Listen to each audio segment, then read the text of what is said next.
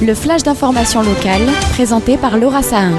Bonjour à tous et bienvenue dans votre flash d'information sur Radio JM. Nous sommes le mardi 14 mai et voici les titres de votre édition.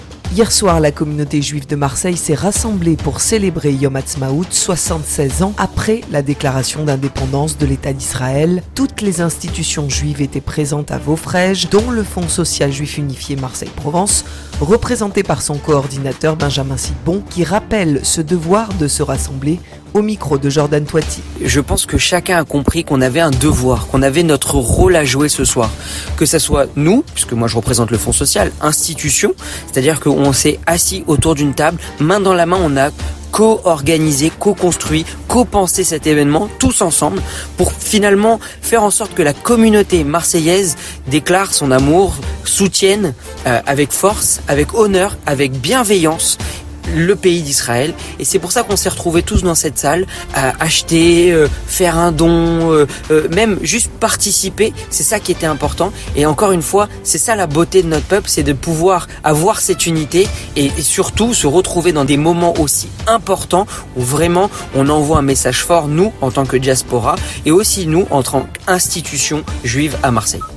Le conflit au Proche-Orient s'invite dans les universités, notamment celle d'Aix-Marseille. 2 étudiants étaient convoqués hier en conseil de discipline suite à la distribution non autorisée de tracts soutenant la Palestine en avril. Une soixantaine d'étudiants ont manifesté leur mécontentement, dénonçant, je cite, une censure sur le sujet. La sanction devrait être connue d'ici la fin du mois pour les 2 étudiants. Benoît Payan, le maire de Marseille, est en visite officielle à Alger depuis hier. Il conduit une délégation politique, économique et culturelle au sein de la capitale algérienne. Il souhaite notamment intensifier les échanges. Un accord de coopération entre les 2 cités portuaires sur 5 axes a été signé. La culture, la réhabilitation urbaine, la préservation de l'environnement, la jeunesse et les relations économiques.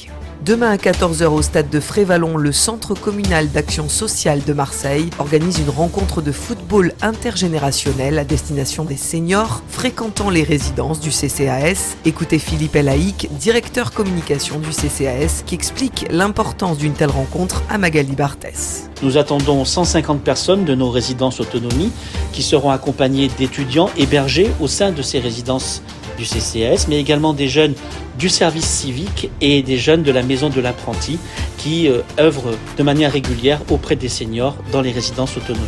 Le tournoi débutera à 14h avec plusieurs équipes mixtes qui s'affronteront et à 16h on remettra les coupes et les médailles aux finalistes. On est très attaché à la valeur intergénérationnelle au CCAS car c'est une valeur de référence pour nous, pour nos actions, montrer que l'on peut être dans le vivre ensemble, dans le partage, dans la convivialité, dans la joie et dans la bonne humeur, que ce soit avec les jeunes ou avec les seniors.